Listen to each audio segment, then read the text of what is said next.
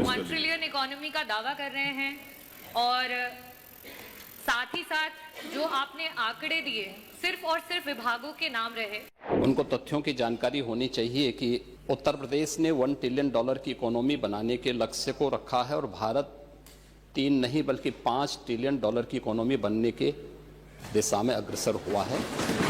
कहीं पे भी आपके उत्तर में ये नहीं आया कि 2023-24 से 2024-25 में हमने इन विभागों में कितनी इंप्रूवमेंट लेकर के आए हैं कि हम 2029 तक 1 ट्रिलियन इकोनॉमी पहुंच जाए। आज मिडिल क्लास की पॉकेट 25% से आकर के जीएसडीपी का 5% पे आ चुकी है। उन परिवारों के लिए सरकार अपने ग्रोथ रेट में कैसे काम कर रही है?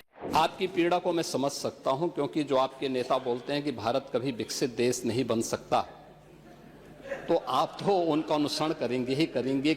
नेता सदन से मैं अनुपूरक पूछना चाहूंगी। अनुपूरक नहीं पूछे, कोई अध्यक्ष जी, रिक्वेस्ट 1 कर लीजिए। ट्रिलियन इकोनॉमी का दावा कर रहे हैं और साथ ही साथ जो आपने आंकड़े दिए सिर्फ और सिर्फ विभागों के नाम रहे। नेता सदन, मैं आपसे अनुरोध करना चाहूंगी कि मेरा प्रश्न भी यही था और मैं उसे अनुपूरक के रूप में वापस से आपके सामने लाना चाहूंगी कि जिन जिन विभागों, जिसमें कि मैंने जो खुद जानकारी ली है, एग्रीकल्चरल डिपार्टमेंट, एम्प्लॉयमेंट और सर्विसेज के लिए और इंडस्ट्रीज, इन डिपार्टमेंट्स का सबसे ज्यादा योगदान होना चाहिए हमारे अर्थव्यवस्था को 1 ट्रिलियन इकोनॉमी में ले जाने के लिए।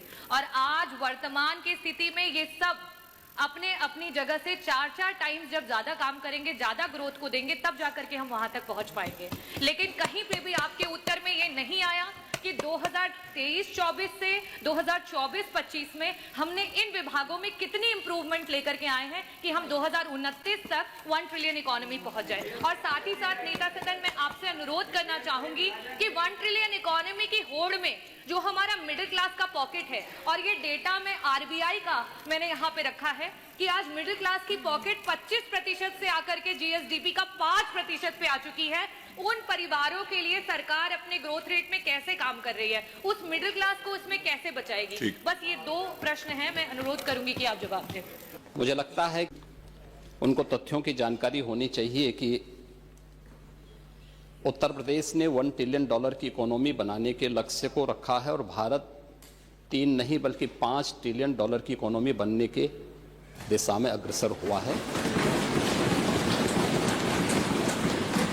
आपकी पीड़ा को मैं समझ सकता हूं, क्योंकि जो आपके नेता बोलते हैं कि भारत कभी विकसित देश नहीं बन सकता, तो आप तो उनका अनुसरण करेंगे ही करेंगे कि उत्तर प्रदेश कभी $1 ट्रिलियन की इकोनॉमी नहीं बन सकता। ये वक्तव्य आपका अपनी पार्टी के अनुसार, समाजवादी पार्टी की मंशा के अनुरूप उपयुक्त ही है।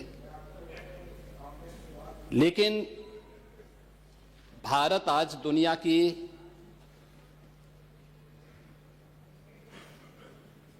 5वीं बड़ी अर्थव्यवस्था बन चुका है और 2027 में भारत $5 ट्रिलियन की इकोनॉमी बनेगा, इसमें कोई संदेह नहीं। और दुनिया का सबसे तेजी के साथ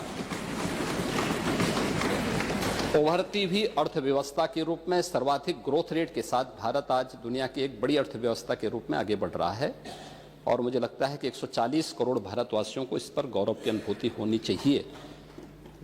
हो सकता है कुछ लोगों को इसमें अच्छा नहीं लग रहा हो, क्योंकि जिनका अपना पर्सनल एजेंडा होता है वह देश के विकास को अच्छा नहीं मानेंगे। लेकिन आदरणीय प्रधानमंत्री जी की प्रेरणा से, उनके विजन के अनुरूप उत्तर प्रदेश ने भी $1 ट्रिलियन की इकोनॉमी बनने की दिशा में एक बड़े कार्यक्रम को आगे बढ़ाया है।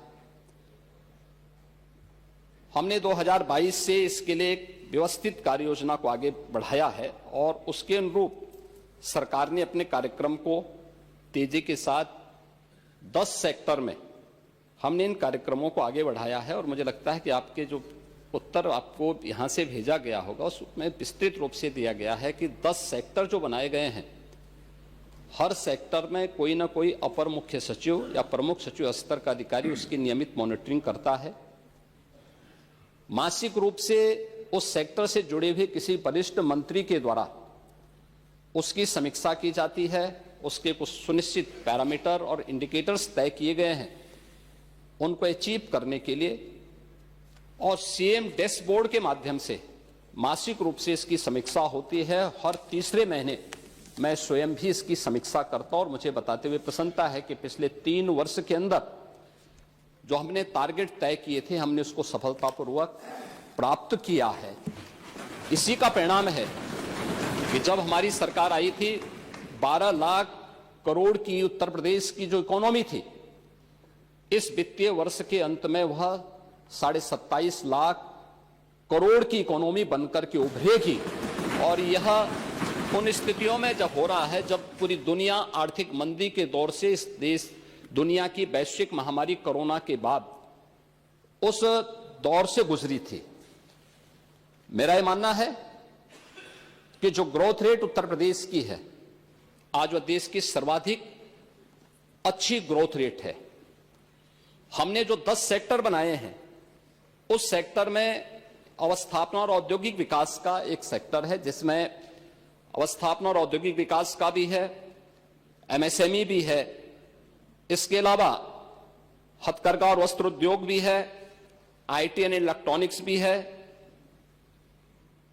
सिविल एविएशन भी है, पीडब्ल्यूडी और एनआरआई से संबंधित ये सभी विभाग इस सेक्टर के अंतर्गत रखे गए हैं और जिसकी समीक्षा स्वयं यहां पर एपीसी के स्तर पर होती है। दूसरा सेक्टर है जो कृषि और कृषि से जुड़े हुए जितने भी उसके अन्य सहयोगी संस्थान हैं, ये सभी उसके अधीन लाए गए हैं। उद्यान है, खाद्य प्रसंस्करण है, रेशम विकास है, पशुधन है, डेयरी है, फिशरीज है, सिंचाई और जल संसाधन और कोऑपरेटिव को भी इसके साथ जोड़ा गया है। दूसरा सेक्टर ये रखा गया है। तीसरा सेक्टर सामाजिक सुरक्षा से जुड़ा हुआ है, जिसमें समाज कल्याण विभाग से जुड़ा हुआ जितना भी सोशल सेक्टर से जुड़े हुए जितने भी विभाग हैं, उन सबको इसके साथ जोड़ा गया है। चौथा विभाग नगरीय विकास से जुड़ा हुआ है, जिसमें आवास और शहरी विकास का भी है, रोजगार और गरीबी उन्मूलन का भी है, वन, पर्यावरण और जलवायु परिवर्तन से जुड़े हुए क्षेत्र को भी, इन सभी को इस सेक्टर के साथ जोड़ा गया है। और पांचवां ग्राम्य विकास से जुड़ा हुआ है, जिसमें ग्राम्य विकास, पंचायती राज, ग्रामीण अभियंत्रण सेवा, नमामि गंगे और ग्रामीण जलापूर्ति, तार, राजस्व, इन सभी विभागों को इसके साथ जोड़ा गया है। पांचवां विभाग है राजस्व संग्रह से संबंधित, जिसमें राजस्व कर और निबंधन से संबंधित स्टैंप एंड रजिस्ट्रेशन का है, एक्साइज का है, परिवहन का है और भी अन्य जितने भी कर और करेत्तर राजस्व से जुड़े हुए जितने भी विभाग आते हैं, सबको इसके साथ जोड़ा गया है। पांचवां शिक्षा का है, जिसमें हर प्रकार की बेसिक, माध्यमिक, उच्च, टेक्निकल और वोकेशनल एजुकेशन को इसके साथ जोड़ा गया है। स्पोर्ट्स को भी इसके साथ जोड़ा गया है।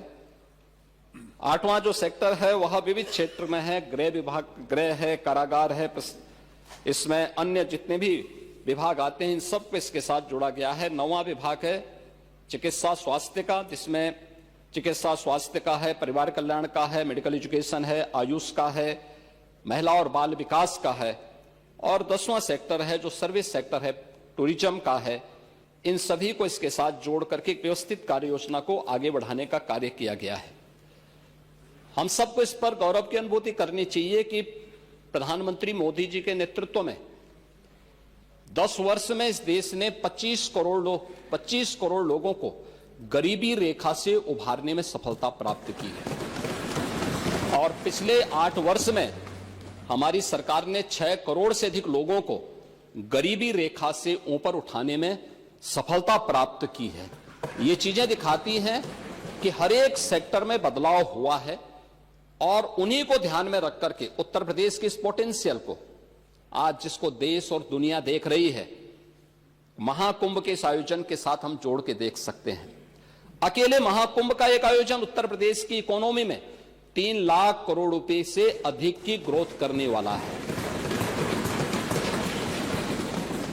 महिलाओं पे स्वावलंबन की दिशा में जो कार्य हुए हैं, अकेले उत्तर प्रदेश पुलिस भर्ती में 20% भर्ती अनिवार्य रूप से महिलाओं की हुई है।